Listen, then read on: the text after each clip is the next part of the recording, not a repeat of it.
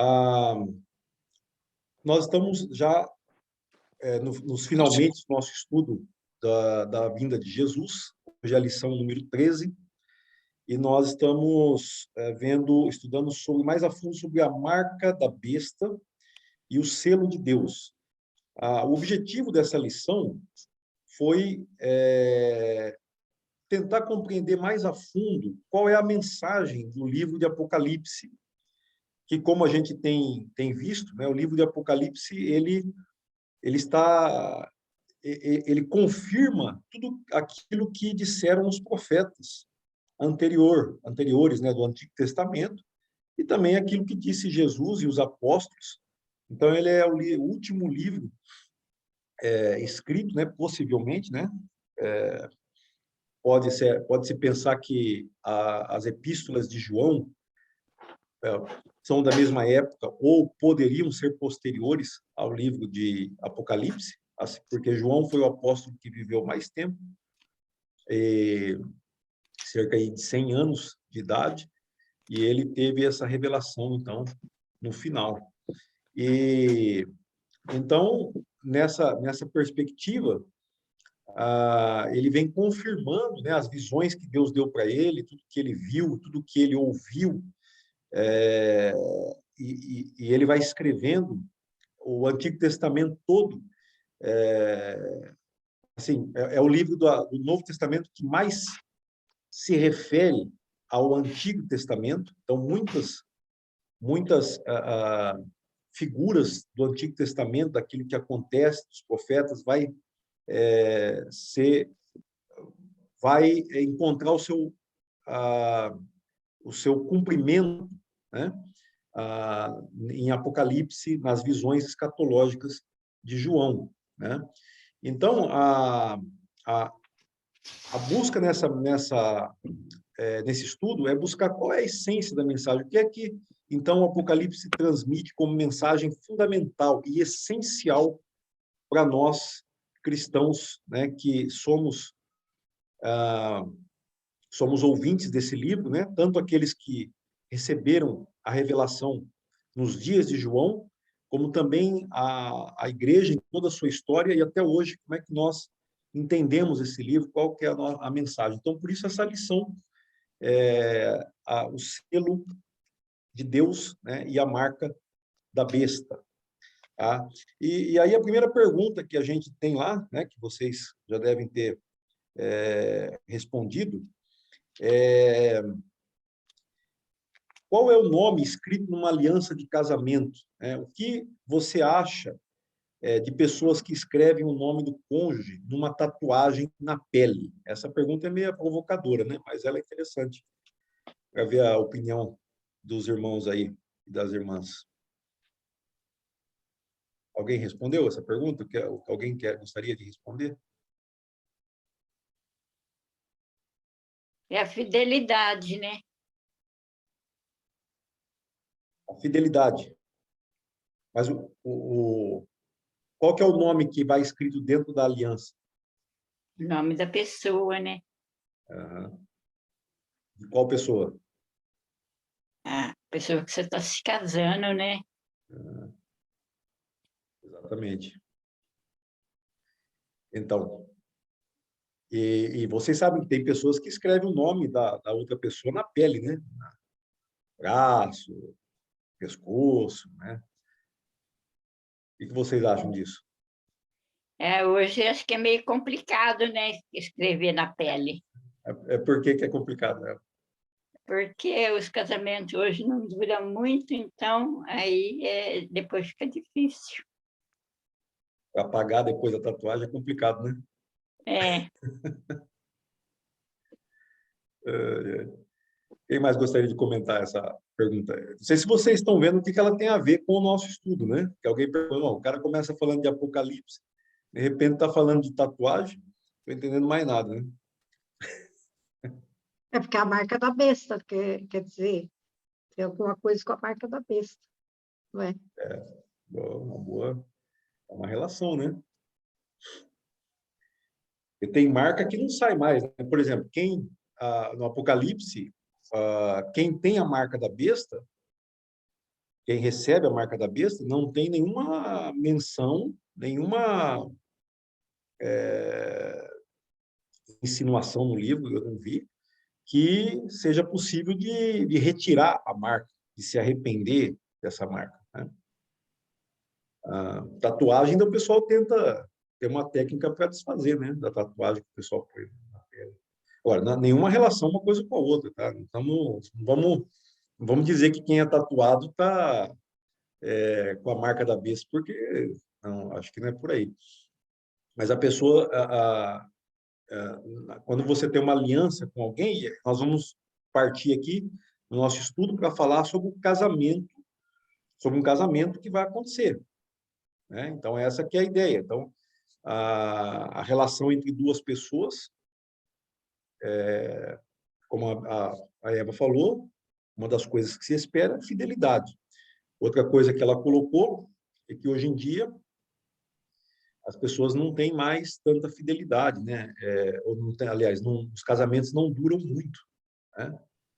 Então, eu já estou com 31 anos de casamento, graças a Deus. Mas a gente sabe que, como a Eva falou, né? Hoje nós temos uma taxa de divórcio muito grande, né? Então, a Cidinha foi casada há quanto tempo? Quase 50, acho 49. Tem 9 anos. Né? É. Ricardo e Michele, já há quanto tempo? Nós já fizemos 25 o ano passado, 25 anos. Esse ano completa, se Deus quiser, 26. Né? Sim. Márcio e Leandro, está com a gente aqui a Leandro também. Quanto tempo? 19. Bom, eu vou deixar a Leandro responder aí.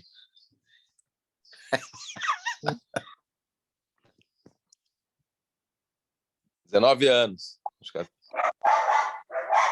9 anos. Então, ok. Então, graças a Deus, né? Que os casamentos estão durando. Nós podemos até falar um pouco disso, né? Aqui, porque a questão do casamento, ela entra aqui na lição. Então, já logo na primeira pergunta, que é feita aí, qual é o acontecimento anunciado em Apocalipse 19, do 6 ao 9? E quais as características da esposa do Cordeiro? Quem é que leu aí?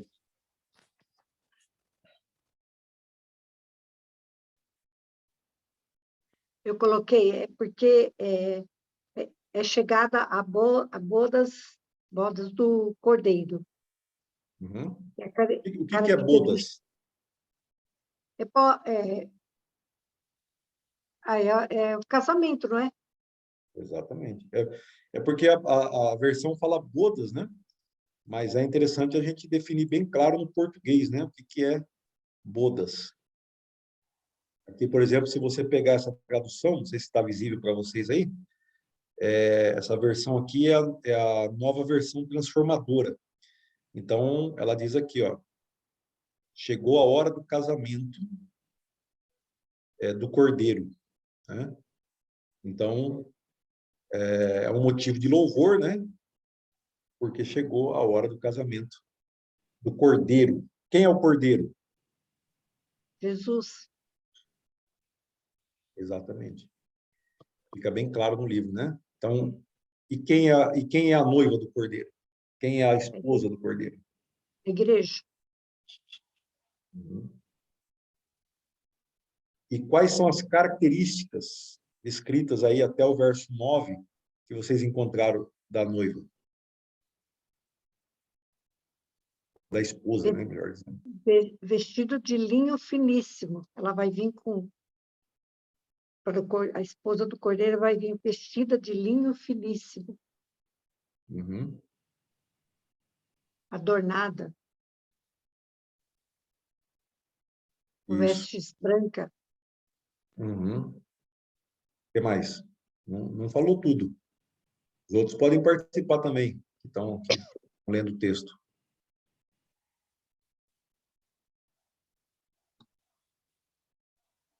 Apocalipse 19, qual? 19, do 6 ao 9.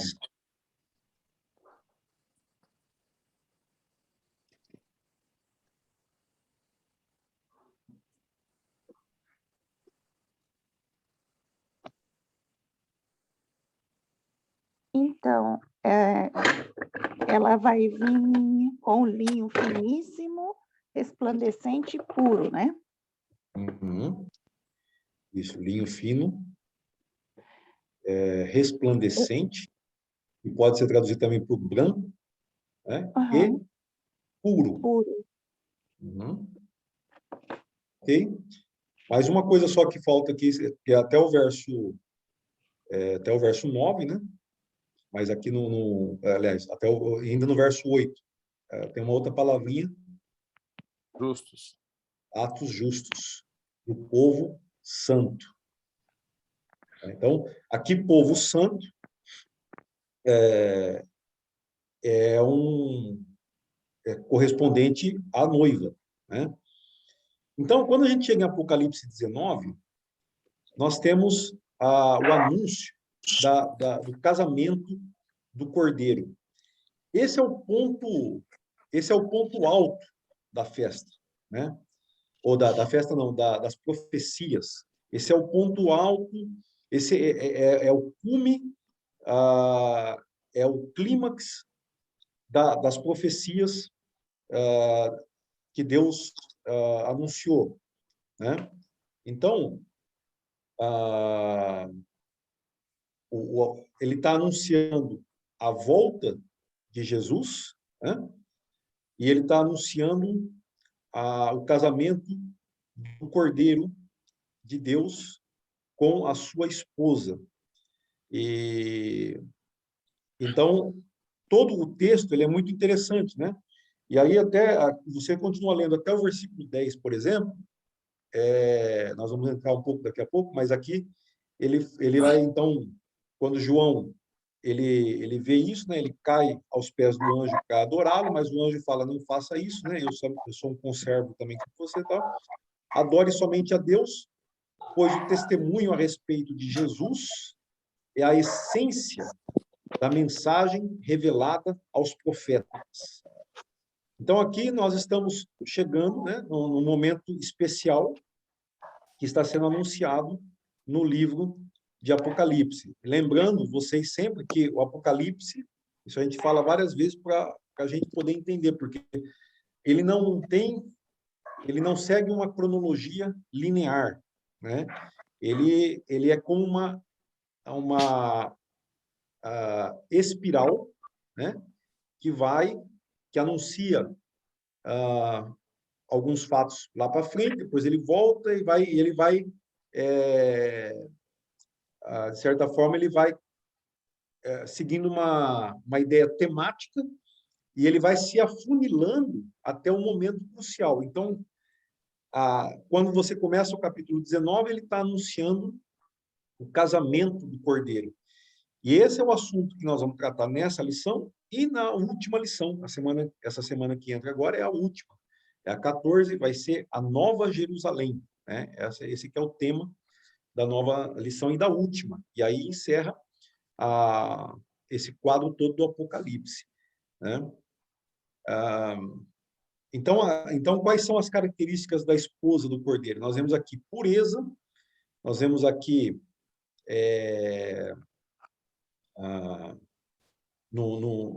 a questão da justiça, né? Os atos de justiça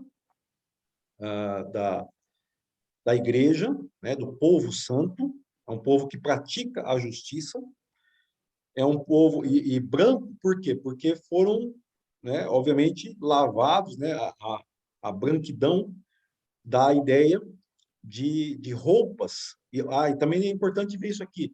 Nós estamos falando de roupas. Na semana passada, na lição passada, nós vimos sobre as vestes, né, como é importante se vestir, né, dessas roupas. E aqui nós estamos vendo linho fino, então uma vestidura, uma preparação para o casamento, então ela chega preparada, a esposa do Cordeiro. Vocês têm alguma dúvida ou querem acrescentar alguma coisa sobre questão?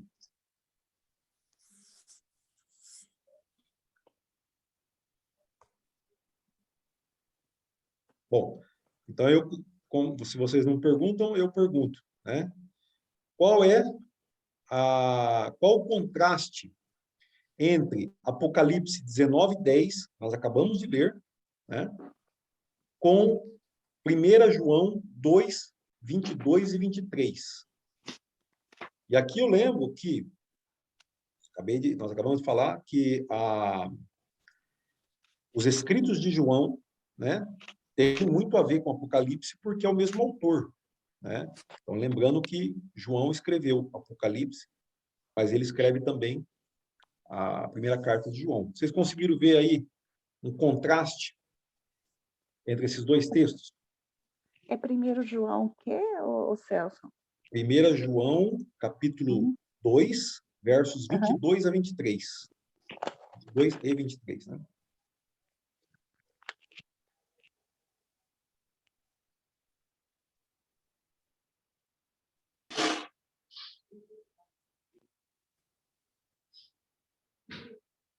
Pastor, a gente colocou assim, em Apocalipse 19:10, João se prostra para adorar o anjo, que lhe impede de fazer isso, pois a adoração deve ser dada a Deus, o que é incentivado pelo próprio anjo. Já em 1 João 2, do 22 ao 23, fala do anticristo, que é aquele que nega Jesus. Uhum. Eu pus assim, adorar somente a Deus e a Jesus. E o contraste do que o anticristo que nega o Pai e o Filho. Ok. Ok, ambos responderam bem, né? E se complementaram, né? E aqui, então, mas é bom a gente dar uma ênfase boa na questão do testemunho de Jesus, né? Que é o que o anjo fala, né? Então, a questão de adorar a Deus, ou de crer em Deus e confessar a sua fé em Deus, né? Adore somente a Deus, pois o testemunho a respeito de Jesus é a essência da mensagem revelada aos profetas. O anticristo, né? Como foi falado aqui, a Jéssica mencionou, porque o João está falando do anticristo, no contexto está corretíssimo. Ele está falando do anticristo e do espírito do anticristo que já está no mundo. Ou seja, 2000 anos atrás, quando ele escreveu, o espírito do anticristo já está no mundo. Então, o espírito do anticristo é negar o testemunho de Jesus. Negar a Jesus. Por isso, João fala, aquele que tem o filho, tem o pai. Né? E o testemunho a respeito de Jesus é a essência da mensagem revelada aos profetas. Eu gosto dessa palavra aqui, né? Essa versão, ela é muito feliz nas escolhas que ela faz, quando ela escolhe essa palavra. Essência da mensagem. Qual é a essência da mensagem? Ou seja, a essência de tudo que os profetas falaram. É o testemunho a respeito de Jesus. Então, aqui, então, há essa distinção entre os que servem a Deus, né? E os que não servem. Está muito claro aqui, né? Está chegando aqui também com a gente a Juliana Moro. Bom dia, minha irmã Juliana, graça e paz, seja bem-vinda. Juliana Moro, lá de Marília. Muito bem. Então, essa pergunta, então nós fazemos um contraste, porque é interessante, né, fazer esse contraste e ver, de fato, o que é o testemunho de Jesus e o que é a negação de Jesus, né? E isso aqui vai, de certa forma, vai permear toda a mensagem do Evangelho, né? Tudo que nós vivemos hoje como Evangelho e esperamos, né? Nós temos esse testemunho de Jesus, sustentamos esse testemunho de Jesus, né? Bom, aí vem a primeira pergunta de reflexão Eu estou colocando as perguntas aqui para quem talvez não tenha não tenha. Depois o pessoal que não tem aí o estudo escrito, né, pode pedir que a gente manda. Vou colocar aqui para vocês no chat. Então, quem é bem-aventurado e quem é amaldiçoado de acordo com Apocalipse? Aí tem vários textos, né? 1, 3, 22, 7 e 22, 18 a 19. Então, em Apocalipse 1 e 22. Então, no começo do livro e no final do livro, ele fala sobre a bênção e a maldição. Né? O que é que vocês encontraram aí?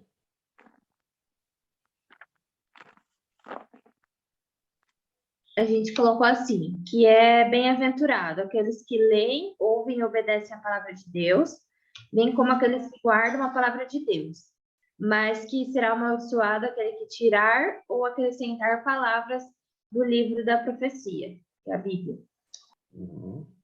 Muito bem. Incluindo o livro de Apocalipse, né? Ele faz uma menção especial para o livro que ele mesmo está escrevendo, né? Que é o livro de Apocalipse, que é a revelação. Mas o que Apocalipse traz de novo daquilo que não foi falado antes? Nada.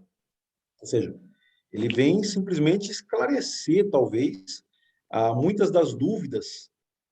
Por isso que é importante, embora o livro de Apocalipse seja de difícil interpretação, ele é importante para dar um esclarecimento daquilo que os profetas disseram antes.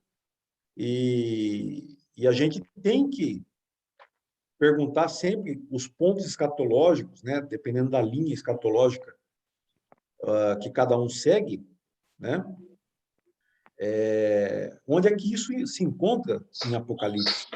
Né? Isso é muito importante. Então, nós vimos que o testemunho de Jesus é a essência da mensagem dos profetas. Então, aquele que guarda esse testemunho, ele vai ser abençoado. E aquele que despreza, né, esse não tem como, e é amaldiçoado. E a pergunta é pessoal, como você se enquadra nisso? Como tem sido a sua relação com a palavra, com as escrituras?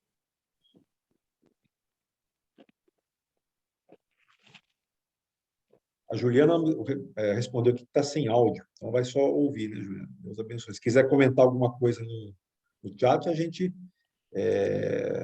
pode mencionar aqui, tá? Como tem sido a sua relação com a palavra? Porque a bênção está relacionada à palavra. Tentando guardar a palavra, né? Tem o quê, Eva? Tentando guardar a palavra para ser abençoado. E o que é guardar a palavra? O que significa guardar a palavra? Lembrar dela sempre, né? O que ela diz.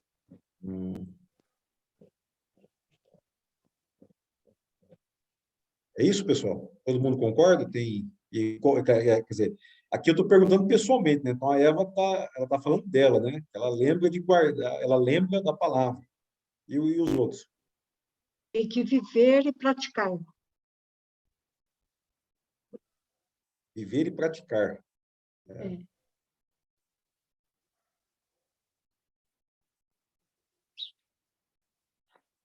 Tá visível a Bíblia para vocês? Tá. Bem-aventurados que leem,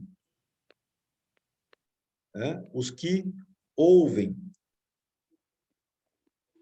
as palavras desta profecia e obedecem. Então, vamos lá. Vocês leem a palavra? Tem gente que gosta de ler uma vez por ano a Bíblia, né? Ainda bem que, né, a Bíblia não é tão extensa, né? Dá para ler em um ano. Lendo um pouquinho por dia, né? Mas se você quiser, você pode ler mais rápido. Ouvem a palavra. Por que ouvem? Porque mas tem gente que não sabe ler e tem gente que não gosta de ler.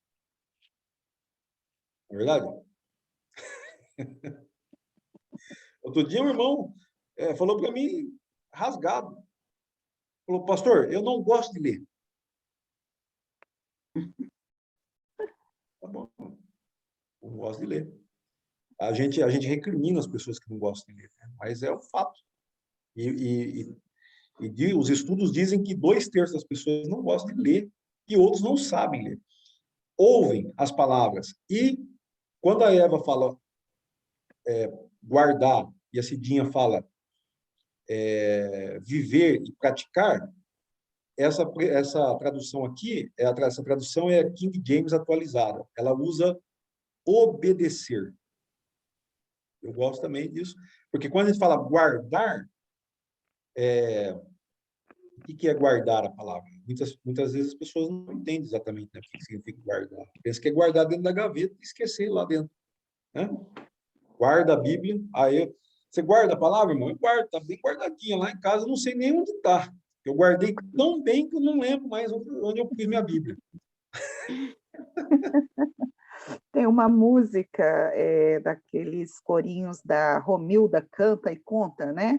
Eu acho que é dela mesmo, que fala assim, para não pecar contra ti, guardei as palavras no meu coração, uma coisa do tipo, né? É guardar no coração. Amém, exatamente. Guardar no coração, porque o coração é onde você coloca o seu sentimento, a sua atenção, o seu amor, a sua dedicação, né?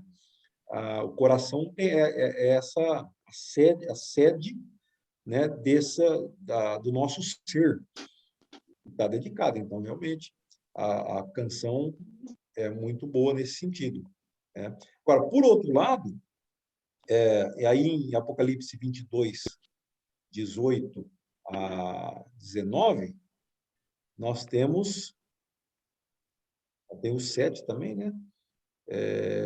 Bem-aventurado aquele que atende às palavras da profecia desse livro. E depois, então aí tem uma maldição, né, para aqueles que acrescentam algo, também será acrescentado os flagelos descritos nesse livro. E se alguém tirar alguma coisa dessa palavra, do livro da profecia, Deus tirará a sua parte na árvore da vida e na cidade santa, que estão descritas nesse livro. Então, o livro termina com uma bênção e também com uma maldição, né? Bem-aventurados que guardam essa palavra, que atendem essa palavra, e é amaldiçoado aqueles que acrescentam algo ou tiram algo desse livro. Por quê? Porque aí a fidelidade daquilo que foi falado, daquilo que foi anunciado. A palavra nós não podemos ficar acrescentando ou tirando ao nosso bel prazer. E a fidelidade à palavra é que garante a bênção. Então, nós temos que ser muito cuidadosos com a palavra. Então, eu espero que todos nós, e eu inclusive, todos vocês, alcancemos essa bênção. Amém? Amém. Isso, estamos aqui na Escola Bíblica. Próxima pergunta indutiva número 3. Quem são as mulheres? Quem essas mulheres representam? Então, nós temos a mulher do Apocalipse 12 e a mulher em Apocalipse 17. Pergunta bem simples. Quem é que sabe? Quem é que respondeu? Vou pôr aqui a pergunta. A gente respondeu assim: Apocalipse 12 representa Maria, mãe de Jesus, e Apocalipse 17 fala da grande meretriz, prostituta. Aí nós encontramos um estudo que fala assim de 4 possibilidades de quem poderia ser. A primeira é o Império Romano, segundo, os poderes mundiais, o 8º rei, o retorno do 7º poder, ou seja, Roma papal, ou o diabo em sua luta contra Deus e seu povo, ou a confederação de poderes políticos e militares em oposição a Deus no tempo do fim. Uhum. Ok? Tem estudos, né, Bíblias que dão, assim, as possíveis interpretações, né, possíveis para a mulher montada na besta lá do capítulo 17. Você pode repetir? São 4 possibilidades que ele dá? Isso. Pode Primeiro, resumir? Império Romano. Império Segundo, Romano. Roma Papal. Terceiro, diabo em sua luta contra Deus e seu povo. Quarto, confederação de poderes políticos e militares em oposição a Deus no tempo do fim. Ok. Nós temos que considerar algumas coisas. Bom, primeiro, todo mundo, na mulher do Apocalipse 12, todos concordam que ela é Maria, a mãe de Jesus? No início, eu achei que fosse também Maria. Aí eu fui ouvir numa Bíblia de estudo, fala que é a igreja. Uhum. Fala que é a igreja. Então, vocês acharam essa pergunta um pouco difícil, né? Porque vocês tiveram que consultar os estudos, né? Os comentários e tal. Quem mais tem alguma ideia diferente? A Eva, apontando que a mulher do Apocalipse 12 é a igreja. Eu também acho que é a igreja. Igreja. A Cibele também concorda. Bom. Bom, aí eu poderia perguntar por que, né, vocês acham que é a igreja? Por que vocês acham que é Maria? Qual é a evidência? Lendo o texto e tentando interpretar o texto.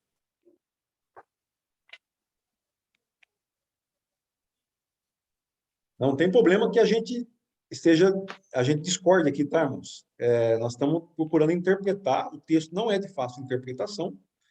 Apocalipse 12 como eu falei para vocês, aonde que está na linha do tempo escatológico Apocalipse 12? Não tem resposta, porque Apocalipse 12 é uma versão, é uma história completa em si mesma, da história da redenção, e ela é uma história cósmica, né? Ela não está mostrando algo que acontece num momento específico da história apenas isolado. Ela é a história completa daquilo que está rolando o tempo todo na história da humanidade com Deus. Então, vejam bem, quando nós temos a mulher, nós temos o dragão, grande dragão vermelho, que quer devorar o filho da mulher.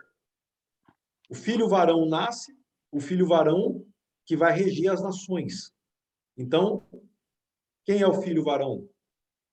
Acho que essa é fácil, né? É Jesus. Sim. Né? E então, por isso que é natural que alguns interpretem que a mulher é a Maria, porque Maria deu à luz a Jesus. Mas, no texto todo, a Maria é perseguida, ela é protegida no deserto, o dragão continua perseguindo ela. Então, essa parte da história não bate com Maria. Então, você tem que pensar um pouco mais amplo. Agora, a Maria, ela faz parte, ela é uma mulher, né? Ela é a mulher escolhida para dar à luz a esse filho, que é Jesus, mas ela faz parte de uma história maior. Por quê? Lembram que Deus falou com a mulher de Adão, a Eva? Ele falou, a tua semente pisará a cabeça da serpente. Ele falou para a serpente, né, melhor, a semente da mulher pisará a tua cabeça. Né? Então, a mulher ela tem algumas características também, que são o quê? Ela está vestida do sol, né? Ela tem a lua sobre os seus pés, é isso? Uhum. E 12 estrelas, uma coroa de 12 estrelas sobre a cabeça. Isso. Então, quando ele fala que ela tem uma coroa de 12 estrelas, o sol, outra coisa aqui que nos lembra é o sonho que José teve. Vocês se lembram? E José teve um sonho que o sol e a lua se prostravam diante dele, e inclusive eles eram 12 estrelas, e as estrelas eram os irmãos que também se prostravam diante dele. Era um sonho que ele teve que aconteceu quando ele estava no Egito, quando ele foi governador do Egito. Então, quando se fala em 12, em Apocalipse, nós entendemos como povo de Deus. Então, a mulher, ela é rapidamente identificada com Israel. Israel. Agora, num sentido mais amplo, quando nós falamos, tem uma das lições, se vocês voltarem lá na lição, que a gente faz a gente procura explicar a relação entre Israel e a igreja, um só povo. Então tem lá o vídeo no YouTube, né? Porque todo esse estudo está sendo registrado e gravado e colocado lá no YouTube para que as pessoas possam voltar e ouvir novamente, né? Então, num sentido mais amplo, nós não temos essa distinção entre Israel e igreja, nós temos o povo de Deus. Então, a mulher, ela representa tanto Israel quanto o povo de Deus. Só que aqui ela representa mais especificamente Israel. Por quê? Porque depois tem outro personagem na história, ou outros personagens. Quem são eles? Que aparecem depois que Jesus é arrebatado. Bom, quem lê o texto sabe. Os outros personagens são os descendentes da mulher, ou a descendência da mulher. É tremendo. A revelação de Apocalipse 12, eu fico assim, maravilhado da história. Inclusive, a gente tem contado essa história, esse texto, eu memorizei ele todo, né? Para contar a história, e a gente fez isso na igreja, né? Em Pirajuí, a gente fez isso. Então, meus queridos, agora, a mulher, vamos passar. Vocês têm alguma pergunta sobre a mulher do Apocalipse 12? Por que isso é relevante aqui no nosso texto? Por quê? No nosso estudo? Porque a esposa do cordeiro também é escrita como uma mulher. Ele vai casar com uma mulher. Tá? Fala, irmãos. E quem são os descendentes da mulher? Então, aí é onde eu falei. Então, se nós definirmos, se nós podemos interpretar que a mulher é o povo de Deus, e depois nós temos os descendentes, a descendência da mulher, que é perseguida também, então nós podemos fazer uma distinção entre Israel e a igreja. Porque a igreja, ela nasce em Cristo. Cristo, ele é o filho da mulher. Então você tem toda a história cósmica. Nós temos que entender assim, irmãos, quando Deus falou com a Eva, a mulher, falou com a serpente, eu colocarei inimizade entre você e a mulher, entre os teus descendentes e a sua descendência. Você vai morder o calcanhar dela, da sua descendência. Mas ele, a semente da mulher, pisará na tua cabeça. Então, ali, inicia uma luta cósmica. O dragão, que é a serpente, e ele é identificado claramente como a serpente, você pode ver no texto, ele se coloca diante da mulher esperando o filho nascer. Ou seja, logo no capítulo 3 de Gênesis, logo no começo da história redentiva, você tem o diabo recebendo uma sentença da sua destruição. Ele terá sua cabeça esmagada por um descendente da mulher. E o que ele está esperando, então? Quando esse descendente nascer, ele quer destruí-lo, antes que ele seja destruído. Então, ele está esperando esse descendente nascer. Por isso é que essa é uma das razões pelas quais Caim se levanta contra Abel e o mata. Porque a oferta de Abel foi recebida por Deus e a de Caim não. Então começa uma história de homicídios que tentam lutar e exterminar. E você vai ter repetição isso na história. Por exemplo, quando o faraó no Egito tenta matar a descendência do povo hebreu. do povo escravo. Ele tenta matar. Depois, Amã, né, na Pérsia, ele tenta destruir o povo judeu, que está lá no exílio, né, no livro de Esther. E você tem, né, depois você tem os descendentes de Davi também são perseguidos, porque eles têm a promessa. E, finalmente, você tem o Herodes tentando matar aquele que seria o rei, porque ele recebe a informação dos magos de que vai nascer uma criança que é o rei de Israel, né? E eles tinham tido esse conhecimento, e ele tenta matar. Então, você vê na história tentando matar essa semente. E aí a igreja nasce, Jesus então nasce, Jesus dá início à nova criação de Deus, que é a igreja, a partir da igreja. E o que você vê acontecer, então, contra a igreja? Uma perseguição contra a igreja levada pelo dragão. O dragão está tentando, até hoje, ele está tentando matar a igreja, a semente de Deus. Então, a mulher se identifica mais especificamente como Israel e a descendência da mulher como sendo a igreja. E o dragão tentando tragá-la, né? Tentando matar a mulher e a sua descendência. Perguntas? Não, pastor, só queria acrescentar, né, naquilo que o senhor falou, né? A Bíblia da minha mãe é de estudo e fala assim que a mulher abençoada com a graça de Deus é personificada em Maria, mãe de Jesus, e simboliza Israel e todos os crentes no Senhor. Okay? Porque essa personificação que ele está mencionando da Maria cabe, porque, lógico, você pensa, bom, ela deu a luz ao filho, né? Então, agora, ele fala aí, ela simboliza o povo de Deus. Então, é interessante, ele completa essa ideia. Agora, a ideia da mulher, porque nós vamos ver outros textos aqui no estudo, se vocês já viram, que também comparam a relação de Deus com o povo dele como uma relação conjugal, uma relação entre homem e mulher, entre marido e mulher. Então, nós temos, por exemplo, o livro de Cantares, de Salomão, apesar de ser uma história de amor entre Salomão e a sua amada, é também uma história entre Cristo e a sua igreja.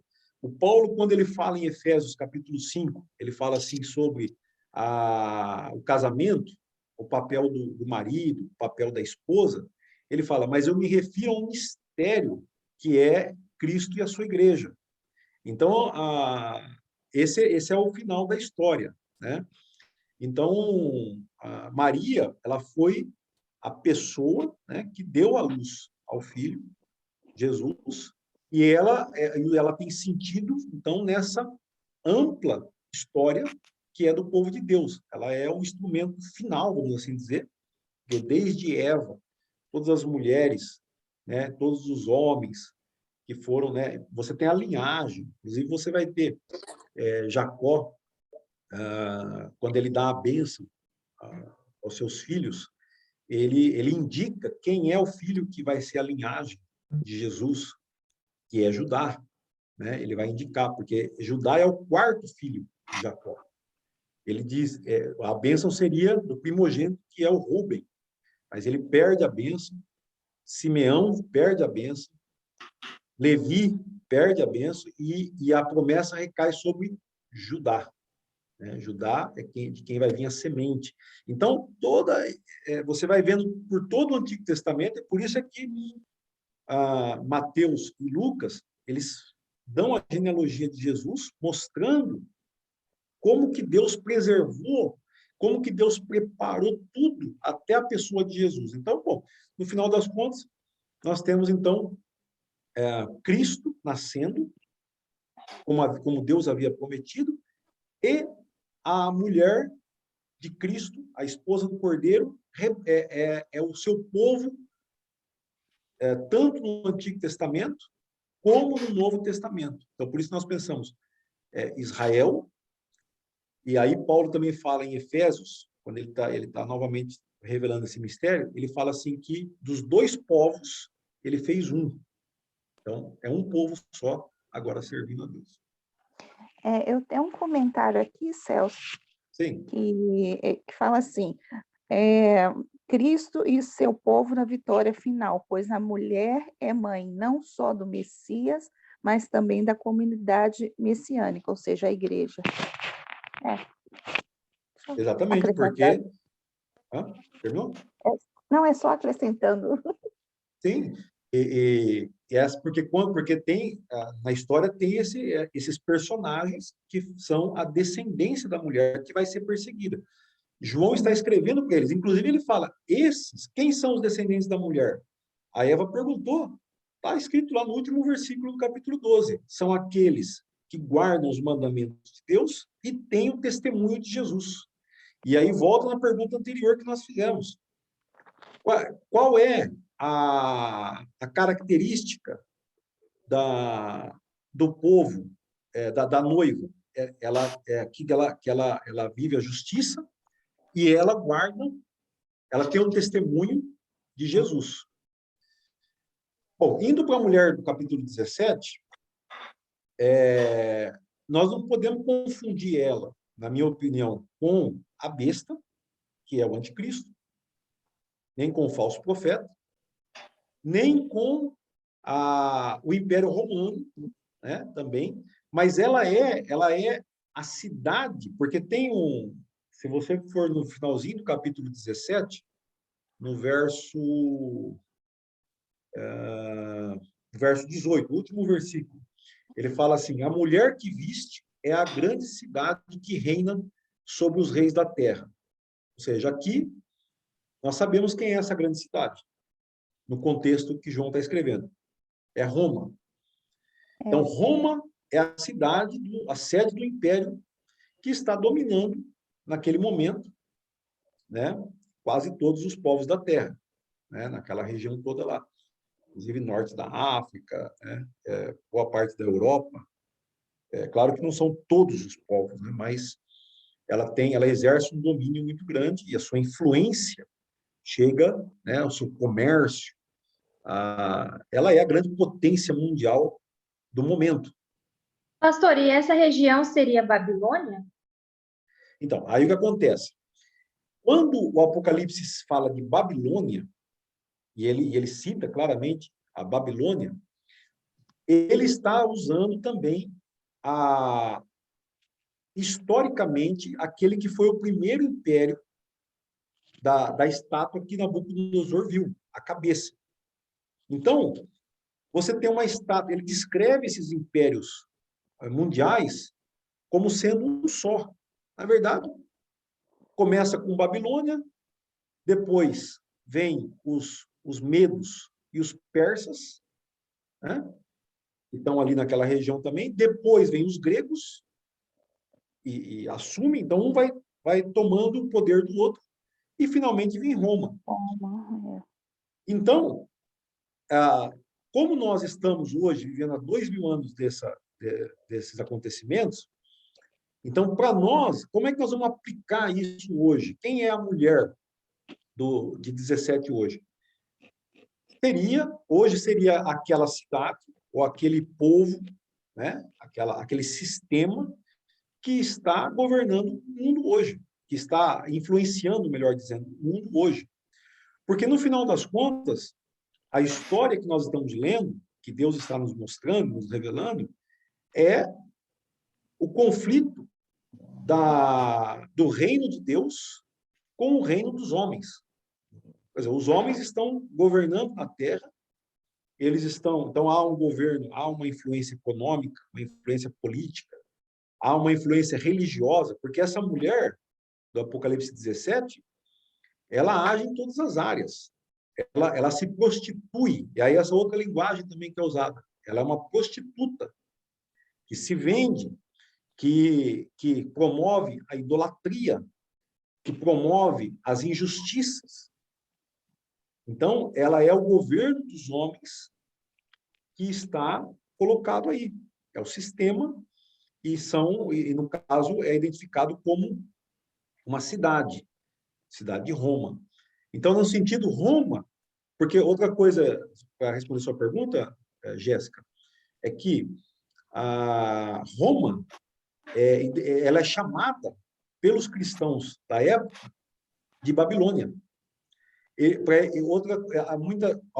Alguns intérpretes entendem o seguinte, alguns estudiosos, por exemplo, quando Pedro, na sua epístola, ele fala sobre a Babilônia, porque ele está escrevendo a partir de lá, acho que é na primeira epístola de Pedro, se eu não me engano, não sei se mas não tenho certeza se é a primeira ou segunda, mas ele fala assim, que ele está na Babilônia, e na verdade ele está em Roma, mas a Roma, eles chamam a Roma de Babilônia. Então, aqui em Apocalipse, você tem, de novo, eles tratando Roma pelo nome da Babilônia. Porque é o mesmo espírito. E esse é o espírito do anticristo também, quer dizer, é o espírito, é o poder mundano do mundo, do homem, sem Deus, que vai cair porque vem o reino de Deus. A história que nós estamos lendo é essa. Caiu a grande Babilônia, é o que ele fala, né? É o fim dela agora. Então, essa mulher, essa prostituta, era Roma, e hoje quem é? Nós não precisamos identificar exatamente, né? Uns vão dizer, é o poder dos Estados Unidos, né? Outros vão dizer, é o poder do Papa, de Roma, aí seria mais religioso, né? Hoje nós temos a religião que é a religião muçulmana, né, que domina parte do mundo e que também persegue, porque tem que ver também que ela promove a perseguição. A Roma papal perseguiu os fiéis na época da Inquisição, né? Hoje, os países muçulmanos estão perseguindo os cristãos, né? Há uma perseguição muito forte. Os países também ditadores, os ditadores comunistas, né, como Coreia do Norte, China, perseguem os cristãos, né? E, de certa forma, também no Ocidente, né, há uma perseguição velada, mas tudo isso aí vai... Então, hoje nós estamos vivendo uma globalização, né? Como nunca antes, talvez, viveu no mundo essa globalização. A Colômbia é um dos países, né, da América Latina que perseguem cristãos, né? Também tem alguns, principalmente a Missão Portas Abertas, nos dá sempre um relatório, né, de como que estão as coisas aqui também na América Latina, né? E a Colômbia tem tido alguns problemas. Como? Se não me engano, o México também não. Não, o México não, né? No México existe também conflitos entre católicos e evangélicos, né? Assim, há essa monitoração, né, da Missão Portas Abertas, que é muito interessante. Mas na história toda, então, sempre houve, né, essa perseguição. Como eu falei, os católicos perseguiram na época da Inquisição, que é o fim da Idade Média, vamos assim dizer, né? Começo da Renascença, mas durante toda a história nós temos isso aí, né? Vamos caminhar para a próxima pergunta, irmãos. Descreva as atividades de outra mulher em Apocalipse 2:20. Deixa eu pôr a pergunta aqui para você.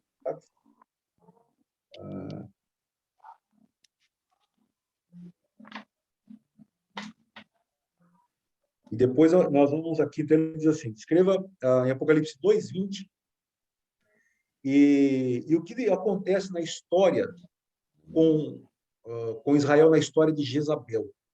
Então, aí nós lemos em Jeremias 2:8, 3, 1 e 8. Então, eu gostaria de saber se vocês que fizeram um estudo, o que descobriram nesses textos.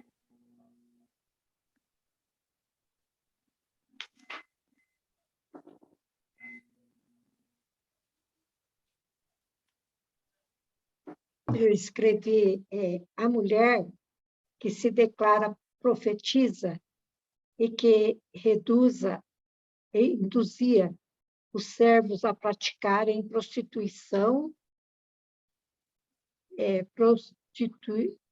e comerem coisas sacrificadas a ídolos.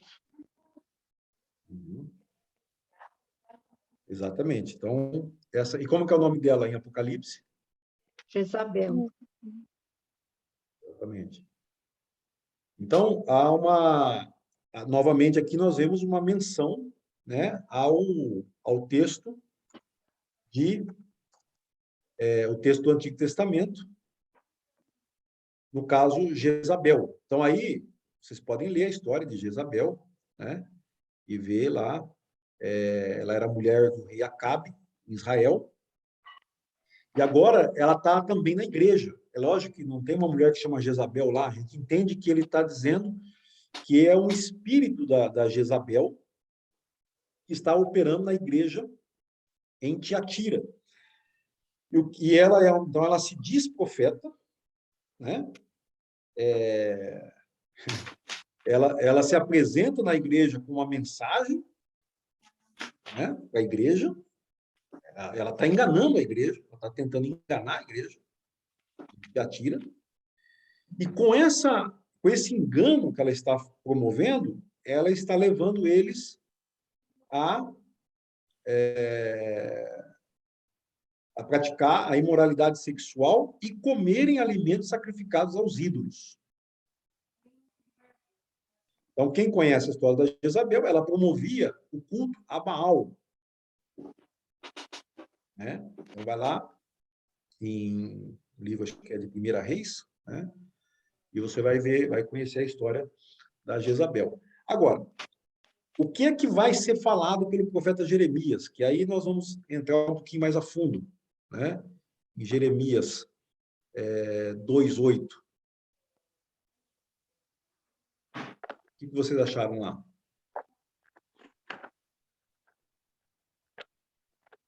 Israel apostatou, prostituiu e traiu o Senhor. Então, aqui o profeta Jeremias, ele está dizendo o porquê da situação de Israel, né? Como é que Israel agora vai ser castigado, né? Pelo Senhor, julgado, castigado. Então, ele fala assim, os que ensinavam minha lei não deram atenção. Os governantes se voltaram contra mim, os profetas de Baal os profetas falaram em nome de Baal e foram atrás de ídolos inúteis. Né? Depois, no 3, o que acontece? Um divórcio. Apareceu para vocês a Bíblia aí, que eu estou mostrando aqui, não? Apareceu. Se um homem se divorciar da esposa e se casar com outro homem, e ela se casar com outro homem, ele não a receberá de volta, pois isso contaminaria a terra. Isso aqui é o que a lei diz lá em Deuteronômio 14, se eu não me engano, ele fala exatamente isso. Você, porém, se prostituiu com muitos amantes e, no entanto, quer voltar para mim, diz o Senhor. Então, olha que interessante. O profeta está dizendo que o povo dele, o povo de Deus, vai ter um divórcio agora, né? Deus está dando o divórcio ao seu povo de Israel. Por quê? Porque eles se prostituíram com seus amantes, né? Então, olha que coisa interessante. E depois o verso 8. Ela viu que me divorciei da infiel Israel por causa do seu adultério. Mas Judá, sua irmã, a irmã traiçoeira, não teve temor algum e também me deixou e se entregou à prostituição. Então, nós temos aqui essa figura de linguagem que o profeta Jeremias está usando para dizer que o povo abandonou a Deus, ou se rejeitou a Deus, se apartou de Deus, para abraçar os seus ídolos. E agora ele está sendo divorciado de Deus, né? Deus está divorciando o seu povo. Que triste, né?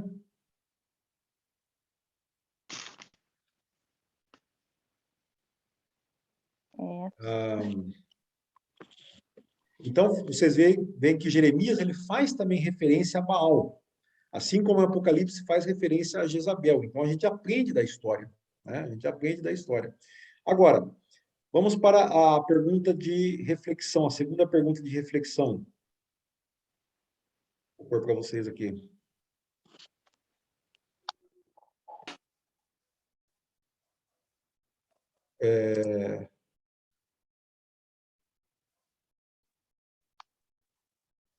Compare Apocalipse 7, 2 e 3 com Efésios 1, do 13 ao 14. E, entre parênteses aqui, 1 João 2, 20 a 27, o que você pode aprender e qual é a experiência com o Espírito, a sua experiência com o Espírito?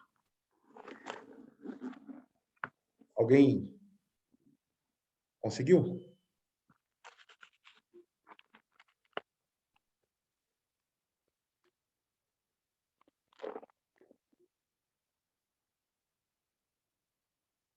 Eu coloquei sendo fiel, né, pastor? Porque aqui o senhor, falando de prostituição, como o senhor falou na oração de sexta-feira, né? Acho que foi sexta, né, que o senhor dirigiu a oração.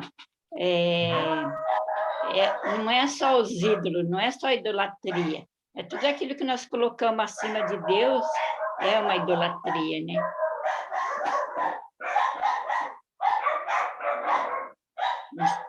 Obrigado, Eva. Seus cachorrinhos também participaram aí deram resposta também na. Então, irmãos, o que mais que vocês descobriram? A Eva destaca aqui a fidelidade, que é a não adoração a ídolos, né? Mas aqui tá, os textos estão trazendo algo novo, algo diferente aqui. O que diz? Você tem Apocalipse 7, nós vimos isso quando a gente na lição sobre o anticristo, que o povo de Deus vai ser selado para não sofrer a ira de Deus. Depois nós tivemos uma lição sobre a ira, sobre a tribulação e tal. Agora aqui nós queremos ver então qual é esse selo de Deus. E aí nós podemos ler em Efésios 1, de 13 ao 14, o que é que ele ensina? O que é que ele fala? O que é que ele chama de selo de Deus? É o Espírito Santo. Espírito Santo, exatamente, que é o selo, ou é o penhor.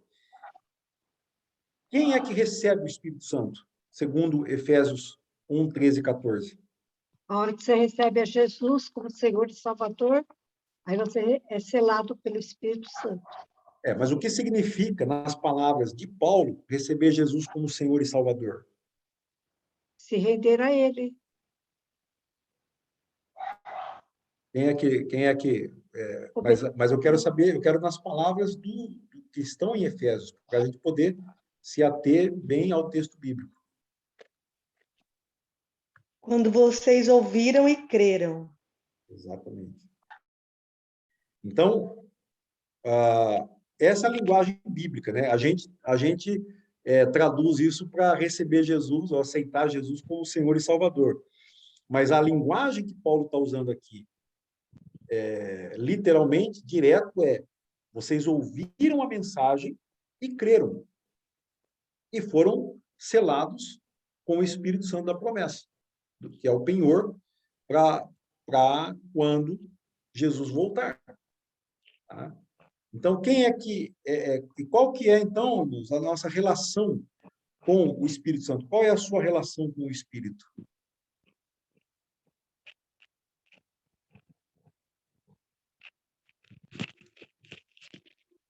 Já pensaram nisso? Ele é a garantia, né, que nós temos a herança eterna.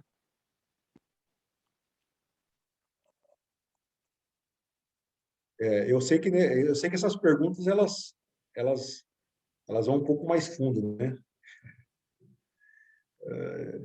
Olha o que diz aqui o texto. Porque aí esse texto é um complemento, né? Não podemos ter a preguiça de ler, né? Então, aqui em 1 João 2, 20 e 27. O que João está falando aqui? Olha.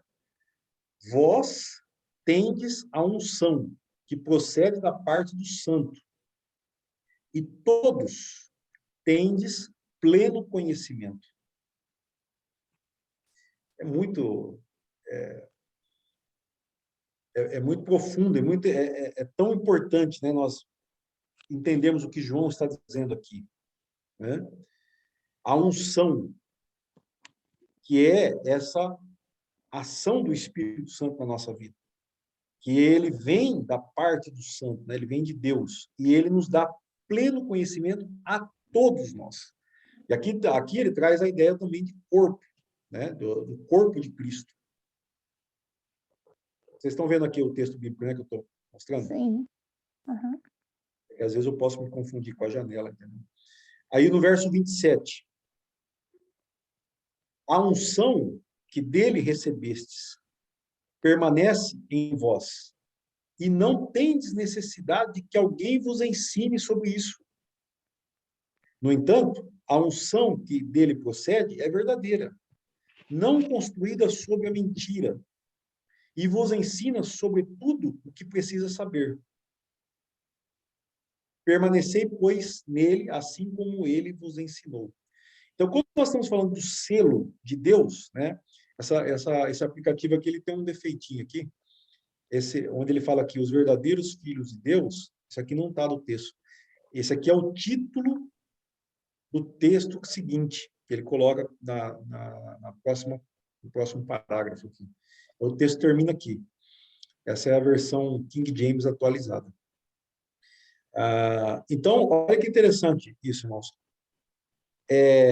A unção que procede dele, né, ela é verdadeira e não construída sobre a mentira.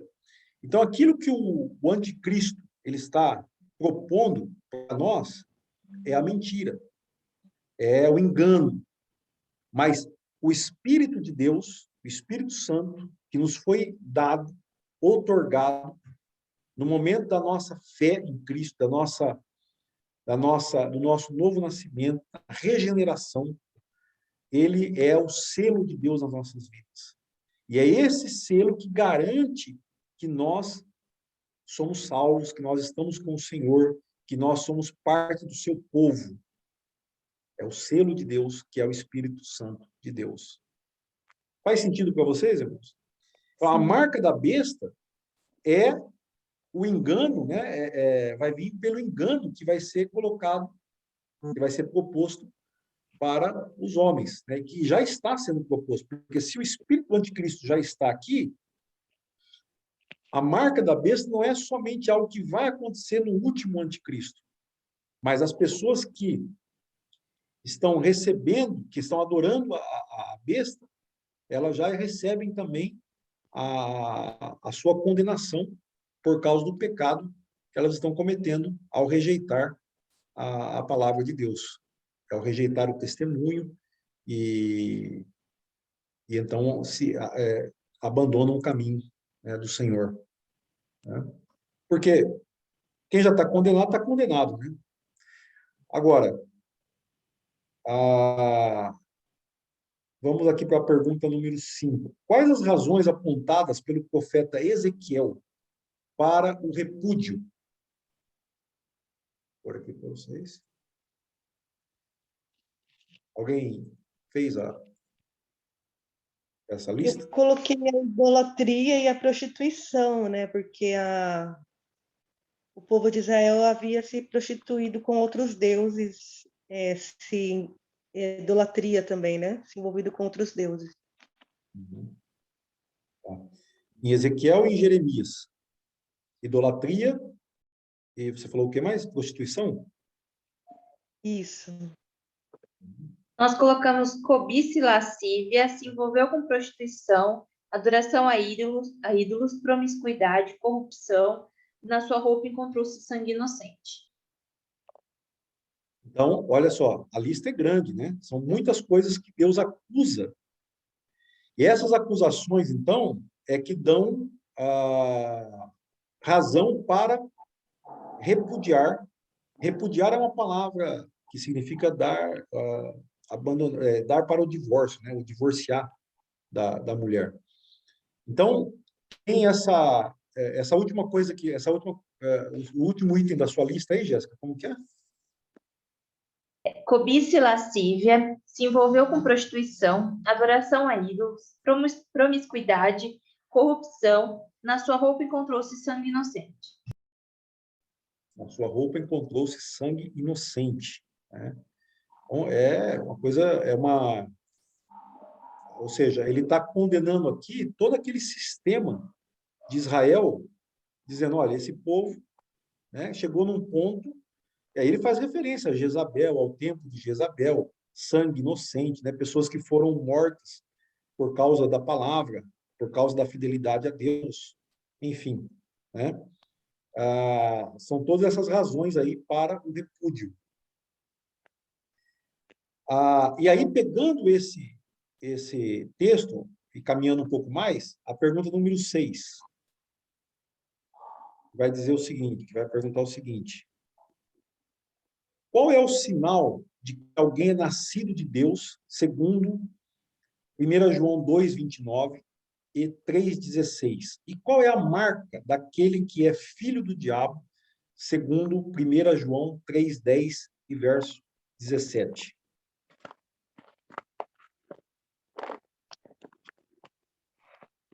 Eu fiz assim: filho de Deus é todos que praticam a justiça, reconhecendo que o amor de Cristo, que deu sua vida por nós, e devemos dar nossa vida pelos irmãos. E filho do diabo é todos aqueles que não praticam a justiça e nem ama seu irmão, que vê seu irmão padecer necessidade e fecha o seu coração. Perfeito. Alguém quer acrescentar mais alguma coisa essa resposta?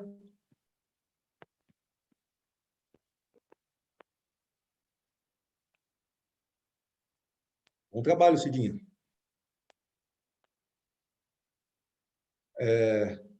Alguém colocou algo diferente?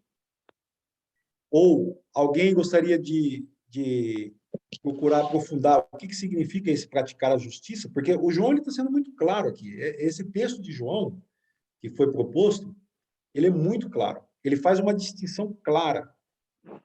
Aqueles que são filhos de Deus praticam a justiça. Aqueles que não praticam a justiça são filhos do diabo. Vê o seu irmão passar necessidade e não faz nada por ele. Interessante, né? O que vocês acham? Acho que seria a justiça divina, né? Porque como igreja nós não podemos praticar a justiça dos homens, aqueles que a justiça condenar, ainda assim a igreja precisa receber. Com certeza, é uma distinção, né? Você como advogado, né? Quem respondeu? Foi a Jéssica, né? É que eu não estava olhando aqui para a tela, mas eu estava ouvindo. A Jéssica é advogada, sabe muito bem, né? Que a lei dos homens, ela não é exatamente, ou não é reflexo da lei de Deus. Em alguns casos, sim, porque justiça tem coisa que não tem como negar. Mas aquilo que a lei de Deus coloca como pecado, né, ou condena como pecado, é muito mais elevado do que aquilo que os homens conseguem colocar nas suas leis. A lei de Deus é mais elevada, ela é o padrão, ela é a lei perfeita, né? E ela é colocada, então, dessa forma. E praticar, então, a justiça, né, é a gente se enquadrar nesse padrão de Deus, né? Como corpo, como comunidade, e também como pessoas, indivíduos, né? E aí vem a pergunta, eu acho que vai complementar, porque a ideia do estudo é que ele vem complementando. Sempre que a gente manda a pergunta de reflexão, né? Para quem não está, por exemplo, para quem é novo aqui com a gente, está aqui hoje nos visitando, a Cibele, né? A Juliana Moro também, pela primeira vez participando. A gente tem esse estudo, ele é feito dessa forma. A gente faz as perguntas indutivas. Depois, no meio da semana, a gente envia as perguntas de reflexão, de aplicação. E aí, essa última pergunta que eu coloquei aqui no chat é de aplicação. À luz de Apocalipse 19:8, aponte a maior característica que a igreja deve manifestar hoje em dia. Esse texto já foi lido no começo do estudo, né? Mas aí tem um complemento também, que é Apocalipse 21:8. Então, o que é que vocês puseram aí?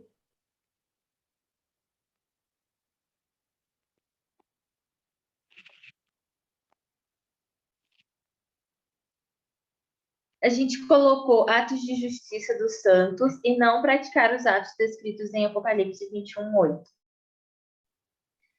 Porque Apocalipse 21:8 é a lista daquelas pessoas que não vão entrar na Nova Jerusalém. Vão ficar de fora, né? E a Nova Jerusalém é o assunto da próxima semana. Mas é interessante porque ele dá uma lista, né? Em contrapartida, a justiça, os atos de justiça. Porque o que João fala? A noiva, a esposa do cordeiro, se vestiu com linho finíssimo, puro e resplandecente. E o linho fino, o linho finíssimo, são os atos de justiça dos santos, né? Que são purificados, são atos de justiça. Interessante porque atos de justiça só podem ser praticados realmente por aqueles que foram redimidos por Cristo, né? Porque existem boas obras que as pessoas fazem, mas que não configuram como atos de justiça do povo santo de Deus, né? Então, isso vai um pouco mais a fundo, né, essa questão. Aí, para concluir o estudo, irmãos, eu proponho aqui para vocês um texto, esse vocês não receberam, mas eu vou mostrar aqui, depois eu posso colocar também aqui no chat. No final das contas, a palavra de Deus deixa claro que o povo de Deus, os filhos de Deus, a esposa do Cordeiro, a Nova Jerusalém, manifesta essas qualidades na prática. Então, 3 qualidades, né? Não crê nem pratica nenhuma fé religiosa estranha àquela que Deus concedeu em sua revelação às Escrituras, né? Então, nenhuma fé religiosa estranha, né? Não crê, não pratica. Não aceita quem pratica imoralidades desse mundo, não aceita nem pratica imoralidades desse mundo, sejam elas de natureza sexual ou monetária. Aqui, irmãos, o que a gente vê na palavra é que nós não podemos desequilibrar a questão. Porque muitas vezes a igreja, hoje, ela só se preocupa com a questão sexual, com a impureza sexual. Mas existe também a injustiça que tem a ver com o dinheiro. Jesus falou que nós não podemos servir a 2 senhores, a Deus e as riquezas. Ele chamou de mamon. E quando João fala, por exemplo, sobre praticar a justiça, não ver o seu irmão, não deixar o irmão que passa necessidade sem um socorro, sem ajuda, sem ajudá-lo, assim como Cristo deu a sua vida, nós devemos dar a nossa vida pelos nossos irmãos. Tudo isso nós lemos hoje aqui em João. Então, tem a ver com essa questão também monetária, financeira, que vai ter seus desdobramentos aí de justiça na nossa prática. E não se associa. Agora, aqui é um pouco, vocês podem concordar ou discordar, né? Não se associa com nenhum líder político, mas anuncia, busca e espera pelo reino de Deus. A palavra que associar talvez seja um pouco exigente demais. Porque quando a gente vota num político, por exemplo, de certa forma, o nosso voto, nós estamos nos associando a ele, né? Nós estamos dando suporte a ele. Mas a ideia é não acreditar ou não esperar que um líder político ele possa trazer a solução do reino de Deus. Mas essa solução ela vem pela igreja, né? Ou seja, a igreja mostra o que é a justiça. A igreja pratica a justiça porque ela já vive no reino de Deus. O reino de Deus já está aqui através da igreja. Então, ao invés dessas coisas que são negativas, né? Não, não, não. Mas ao invés disso, ela abraça fervorosamente a mensagem do evangelho. Nós vimos isso em todos os textos hoje. Cultiva uma vida disciplinada espiritualmente, isto é, cheia do Espírito Santo. Por que que a igreja, muitas vezes, não está tendo uma vida de justiça? Porque não cultiva sua vida espiritual. Não está cheia do Espírito. E essa justiça, que é prática da igreja, só pode ser alcançada pela ação do Espírito Santo. Nós vimos aí claro hoje nos textos que nós lemos. Pratica o amor e transborda na prática da justiça. Então, agora sim, cheia do Espírito Santo, nós podemos, sendo cheios do Espírito Santo, praticar o amor e transbordar na prática da justiça. Essas duas palavrinhas são sempre chaves também, né? Amor e justiça. Com esse texto, eu tento, né, fazer essa aplicação. Vou até colocar para vocês aqui no chat. Alguém quer comentar, perguntar alguma coisa? Nós já estamos finalizando o estudo, né? Mas alguém gostaria?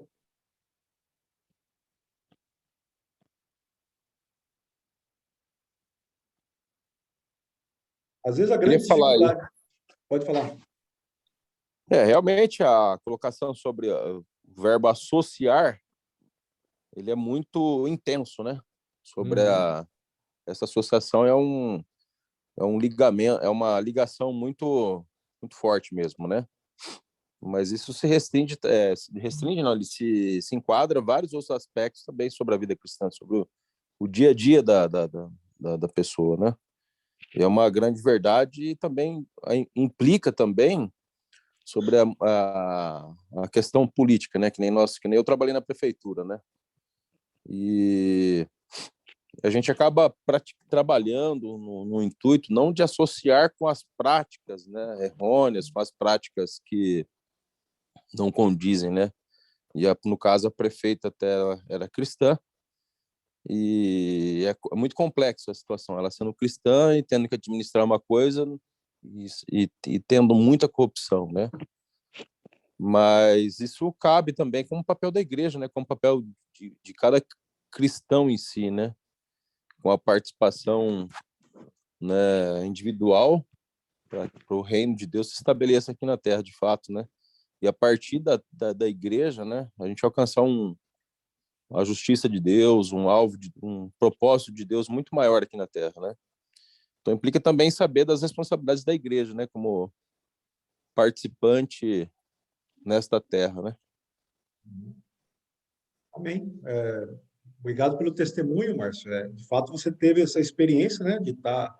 Então, essa associação, em algum sentido, depende muito do que a gente vai entender dessa palavra, mas se a gente espera que o reino de Deus venha através de um poder político, né, não vem. Inclusive, até uma vez eu fiz um estudo sobre a palavra do poder de Deus, que é o dunamis, e a outra palavra que é usada em grego, acho que é exousia, se eu não me engano agora. Quando Jesus fala assim, vocês não têm que saber os tempos e as épocas, lá em Atos 1:6, que o Pai reservou a sua própria autoridade. Essa palavra autoridade, ela é exclusiva de Deus.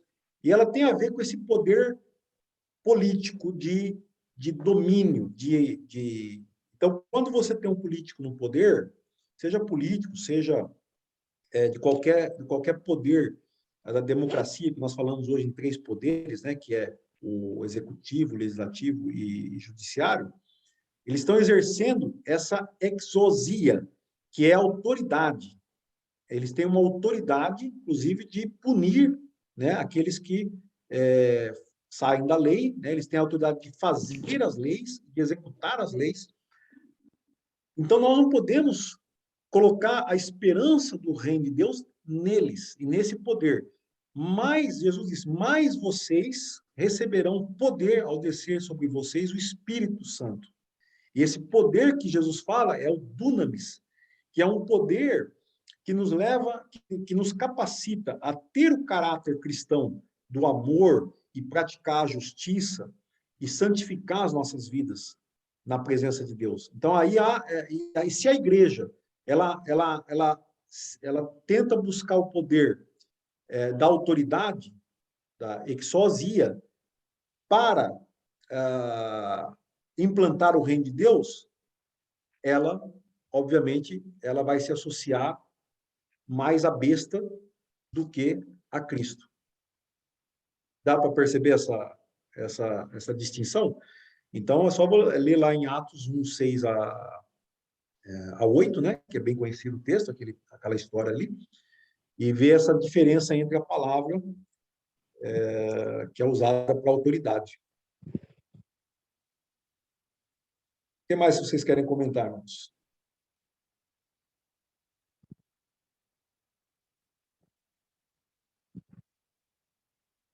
Bom, vamos encerrar, então, se ninguém mais tem perguntas.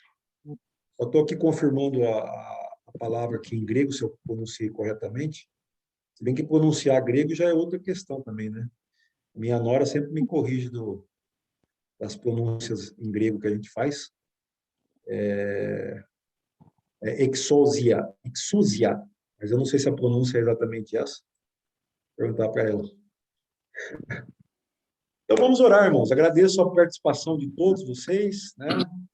Uma bênção poder estarmos juntos. Lembrando que, então, a partir de hoje, a gente já envia o estudo, a lição número 14, a Nova Jerusalém.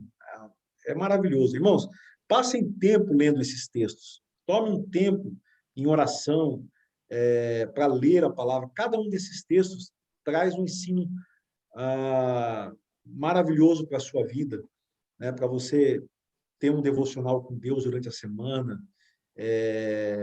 As perguntas que são feitas nos ajudam a entender tudo o que está acontecendo e o que Deus está fazendo nas nossas vidas. E a Nova Jerusalém é um estudo maravilhoso também que nós vamos ter essa semana. E aí, domingo que vem, com a graça de Deus, estaremos aqui novamente reunidos. Amém? Gostaria de pedir, então, para que... Desculpa, só uma pergunta. Como é que eu posso receber isso? Eu posso, se você quiser, nós podemos colocar você no grupo de WhatsApp. Nós temos um grupo, né, que a gente compartilha essas informações. Você me manda depois o seu número, né? Se quiser mandar aqui no chat, né? Vou mandar. Então, a gente tem trabalhado muito com o WhatsApp. O WhatsApp é uma bênção. Inclusive, eu estava lendo uma notícia essa semana que o brasileiro, atualmente, ele se informa mais pelo WhatsApp do que por qualquer outro meio de comunicação, né? E isso é preocupante, porque tem muito fake news, né, no WhatsApp. Muito fake news, muita coisa que a pessoa coloca, né? Mas, enfim. Ok, aqui eu vou pegar aqui já. Aí depois eu coloco lá você com a gente. Tá, obrigada. Bem-vinda, Beli. Obrigada. Eu vou pedir, então, para que a irmã Leandra possa estar orando para a gente e agradecendo a Deus por esse tempo. Peço desculpa, porque foi um pouco extenso, mais do que a gente gostaria, mas espero que tenha sido uma bênção nas nossas vidas. Leandra. Amém, glória a Deus. Senhor, nós te louvamos, ó Deus, pela tua palavra, porque sabemos, ó Deus, que fomos selados pelo Senhor, pelo seu Espírito Santo. Deus, nos fortalece, ó Pai, vivermos na tua presença, Senhor, e também nos anima, Senhor, porque mesmo o mundo perdido como está, Senhor, o Senhor está nos separando e nos guiando à verdade. Isso é a garantia que temos, ó Deus, através da tua palavra. Muito obrigada, Senhor, porque nós temos este privilégio de conhecer a tua palavra e de poder buscá-la, Senhor, e de poder conhecê-la. Ainda, Senhor, mesmo superficialmente, mas nós temos buscado, Senhor, que o Senhor nos ajude a buscarmos cada vez mais de forma profunda e sincera diante da tua presença, Pai. Obrigada, Senhor, pela vida do pastor Celso, que nos anima, nos incentiva a buscar mesmo a tua palavra. Oh Deus, obrigada, Senhor, porque a nossa igreja tem, Senhor, este objetivo de conhecer a tua palavra e nos ensina e nos ajuda a buscar a tua palavra, Pai. Obrigada, Senhor. Obrigada pelo teu imenso amor, pela tua misericórdia, Senhor, que nos constrange a te buscar a cada dia, Pai. Obrigada, Senhor, porque mesmo os dias sendo maus, ó Deus, nós somos confortados e confrontados com a tua palavra e somos, ó Pai, esperançosos, porque um dia o Senhor virá buscar a tua igreja e seremos vencedores contigo, Pai. Muito obrigada e nos ajuda, Senhor mesmo, confiar no Senhor todos os dias da nossa vida. Abençoe cada um, Senhor, que esteve conosco nesta manhã, que o Senhor ajude, que o Senhor sustente, que o Senhor fortaleça a fé de cada um, Pai. E nos dê um dia abençoado na tua presença, no nome de Jesus. Amém. Amém. Muito obrigado, irmãos. Que Deus abençoe É. grandemente o seu domingo. Amém. Hoje, para quem está em Pirajuí, tem a ceia do Senhor à noite. Um abraço a todos. Amém. Deus Abraço. abençoe. Amém. Tchau, gente. Tchau, Paz, tchau, fiquem com Deus.